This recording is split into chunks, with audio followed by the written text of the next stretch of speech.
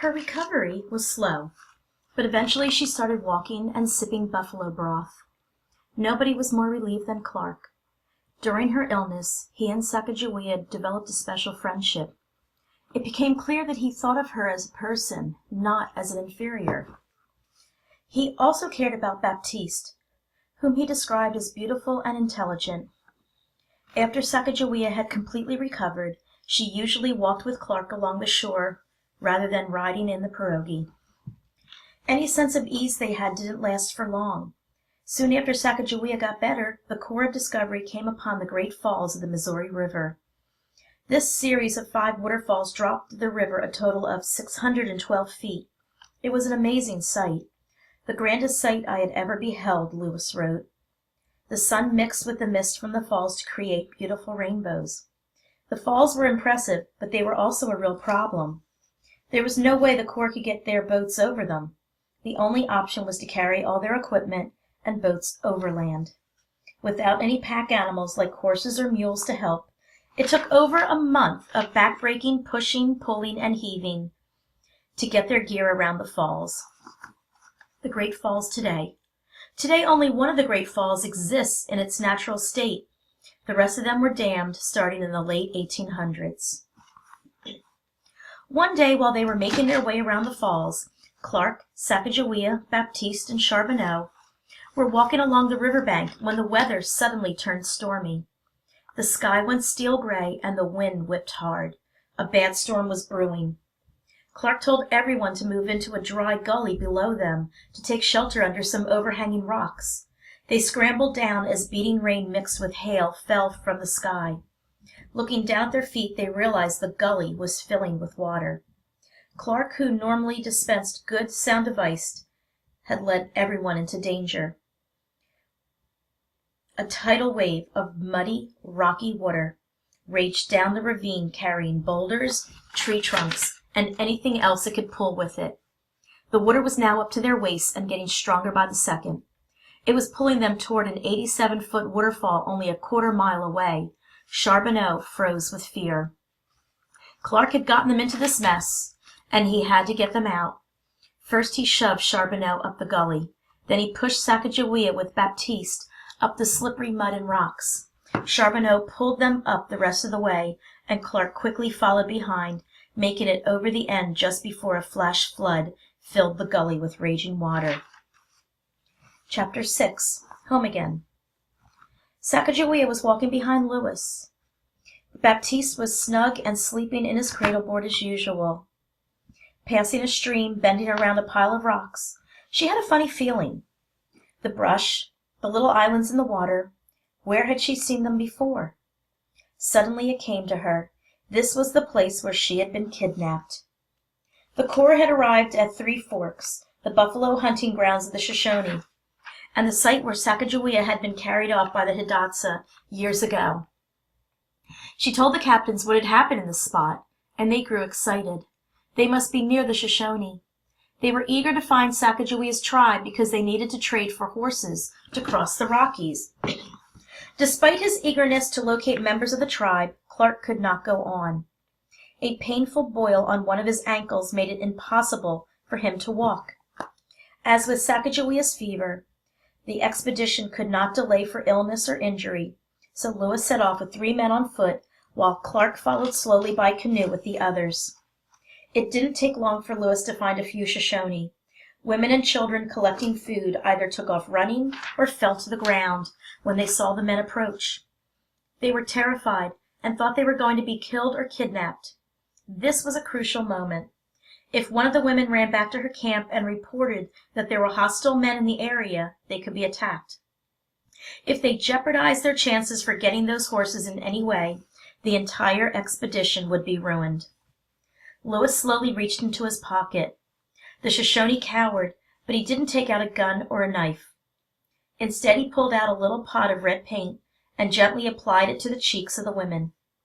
The paint was actually red earth that Sacagawea had pointed out to Lewis and Clark. She explained that the Shoshone used the earth as face paint in a symbol of peace. Lewis, who had collected the earth in a small bottle, also gave the women gifts of beads, awls, small tools for punching holes, and pewter mirrors. The message came through loud and clear, and the women led Lewis and his men back to their camp. But as the men followed happily, they heard a loud rumble, as if a huge thunderstorm was brewing. They turned just as 60 Shoshone warriors on their horses surrounded them. Facing the men, Lewis slowly held up a small U.S. flag as another sign of peace. The Indians hopped off their horses and got very close to Lewis and his team, who shivered with fear. Then the Indians raised their arms and gave the white men big hugs. Lewis was taken immediately to the chief, whose name was Sacagawea, meaning one who never walks. It was a good thing Lewis had studied his Indian customs so thoroughly. As everyone sat in a circle, he took off his moccasins. Lewis's action was an important Shoshone ritual that symbolized sincerity. If a person did not keep the promises he made during the council, the gesture said he would go barefoot for the rest of his life. The Shoshone appreciated the gesture, but Lewis knew that if he was going to trade for the desperately needed horses, he needed Sacagawea. Through sign language and drawing, he asked Sacagawea and some of the tribe members to come back with him to the river fork where the rest of the corps would be waiting. The chief wasn't confident about the idea. He didn't know Lewis and his men. They could easily be setting up an ambush, but Lewis convinced them that no harm would come to them. When they arrived at the meeting spot, nobody was there. Not Sacagawea, not Clark, not a soul. The situation grew tense. Sacagawea was suspicious. This had all the makings of a trap. Lewis felt the silent pressure rising. If the Shoshone didn't trust him, they would either kill them or simply take off, riding away with their last chance for horses, and essentially ending the expedition. He had to do something. Lewis slowly went for his gun. The Indians instantly raised their bows and arrows, but Lewis put up his other hand in a signal to stop. He took the gun out slowly and handed it to Sacagawea. Everyone, whites and Indians, was shocked.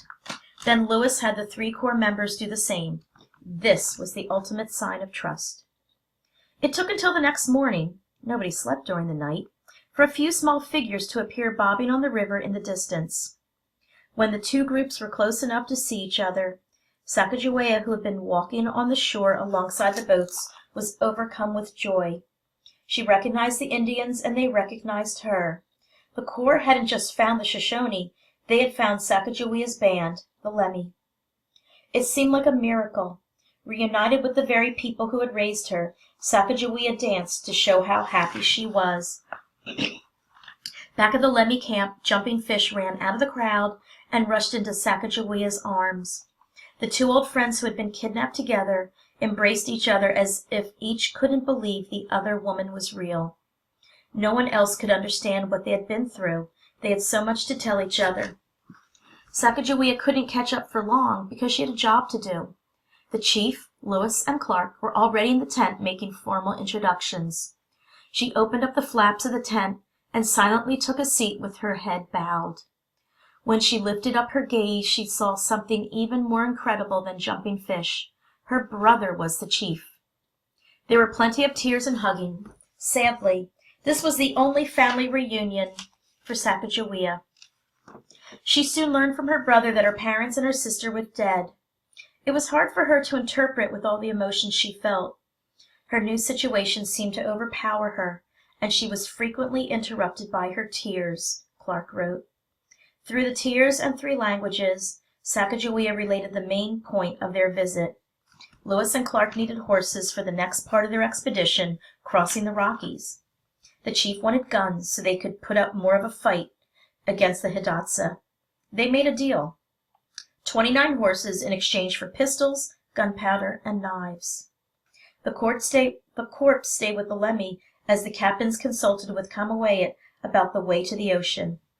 Clark, still holding out hope of finding the Northwest Passage, went on a mini-expedition on the rough rapids of the Lemhi and Salmon rivers, where he quickly realized the chief was right. The only way to travel was over the mountains. Too soon the day came for Sacagawea to say goodbye to her friends and family. Sacagawea didn't stay with the Lemhi people. She had been raised in the band, but it was no longer her life. She had a husband whom she belonged to, and a baby she needed to take care of. Plus, she needed to accompany Lewis and Clark on the last leg of their journey. Sacagawea knew this part of the country better than anyone else in the Corps. She had a job to do.